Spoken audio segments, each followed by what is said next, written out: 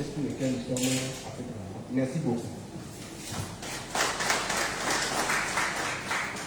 Donc, sans plus tarder, nous allons continuer avec notre agenda. Comme on le disait, c'est les présentations qui vont suivre. Les présentations, le Bénin a...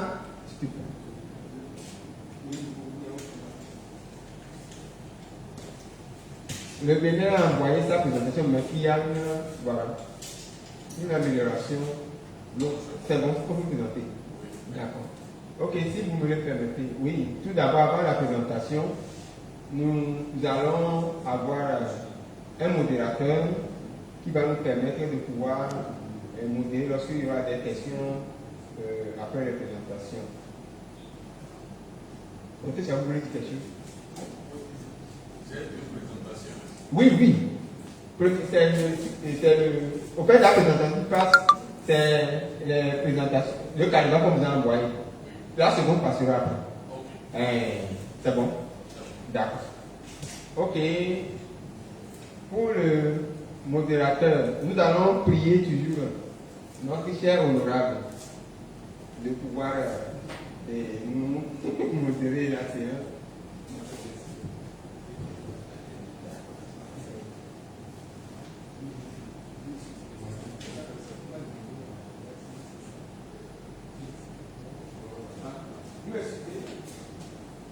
J'ai un peu mélangé, donc c'est normal, c'est l'OS qui va faire sa présentation. C'est l'OS. Donc vous m'excusez, c'est l'OS qui va faire sa présentation. Vous allez utiliser votre travail.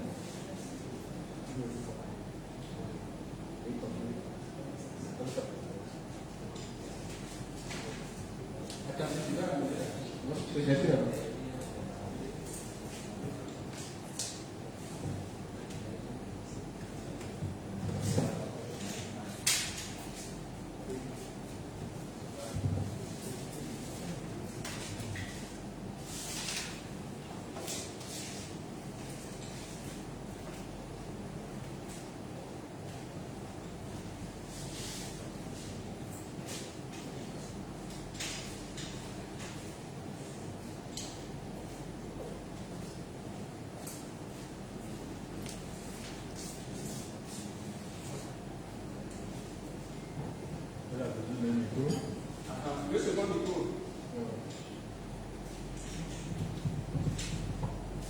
Nous allons écouter donc Madame le responsable de l'OS qui va intervenir sur le bilan démographique, enjeux et perspectives dans les pays de la CEDEAO.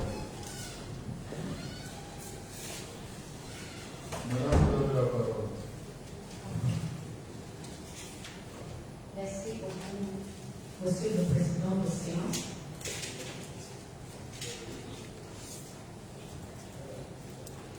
Je veux, si vous me permettez, je vous fais la présentation en anglais. Je suis désolée, mais ça sera plus facile pour moi. Et je voulais aussi faire un disclaimer avant de commencer. Je ne suis pas un démographe, donc je ne suis pas l'expert dans ce domaine, mais on a cette information au niveau de CEDEAO et c'est bon pour vous saurez cette information. Même si je pense que vous avez l'information déjà, mais c'est bon de vous présenter cette information et pour exprimer notre attente de vous par rapport à cette information pour le loyer de CEDEAO a. I will be speaking in English, so I will advise everyone to use the interpretation equipment. So we are talking about demographic dividend challenges and prospects in ECOWAS countries. For the content, there will be a brief introduction. Then there will be a presentation on ECOWAS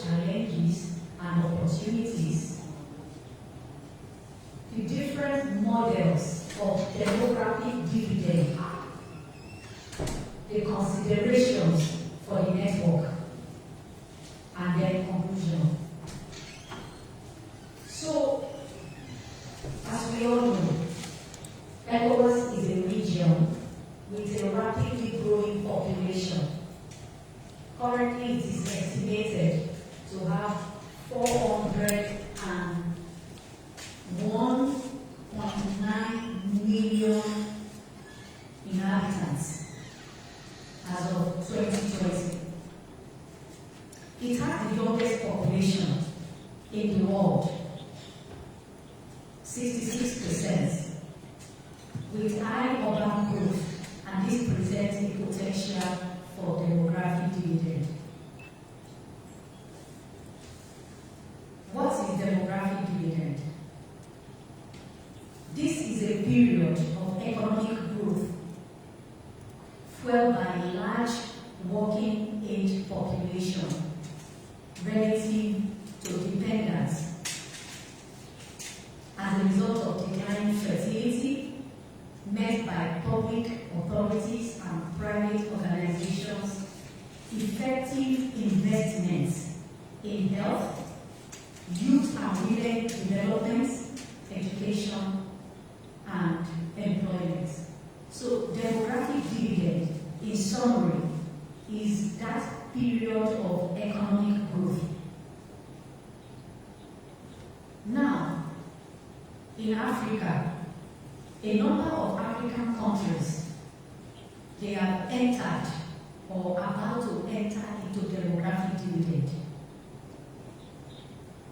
Globally, demographic dividend started in 1973, and it is projected to end globally in 2026, in 2 years' time.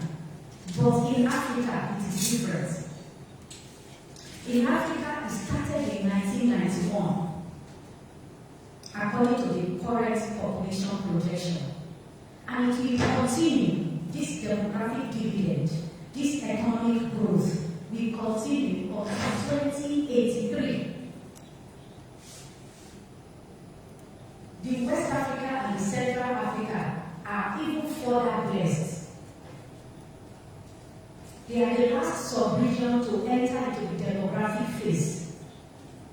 They all started in the late 1990s. And countries such as Niger have not even entered. They believe that their own demographic dividend will start in 2030. If you look at it, from late 1990 to 2103, you will notice that there is almost 90-something years that the demographic dividend in Africa is expected to be in process. What does this thing mean? What is the social economic impact of this? It means that in the sub-region, there will be moderate, long-lasting contribution to the annual per capita gross domestic product. Continental-wise, in Naira and Congo, as we say in Nigeria, it is estimated that there will be benefit of $500 billion per year for over a 30-year period. This is what the demographic dividend in West Africa and Central Africa can give us, potentially can give us in our region. And this will cause our economies to be boosted, enabling hundreds of thousands of people to escape from poverty, and the quality of life will improve.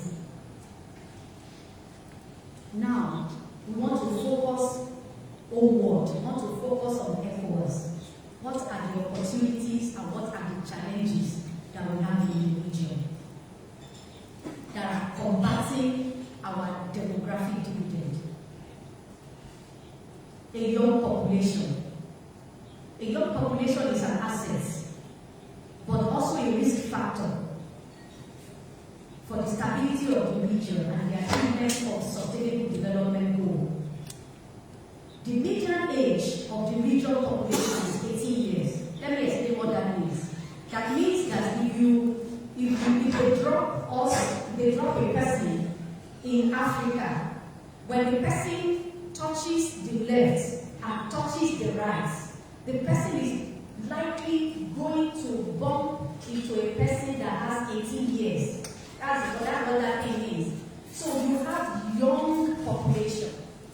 It is a plus, and yet it has its risk.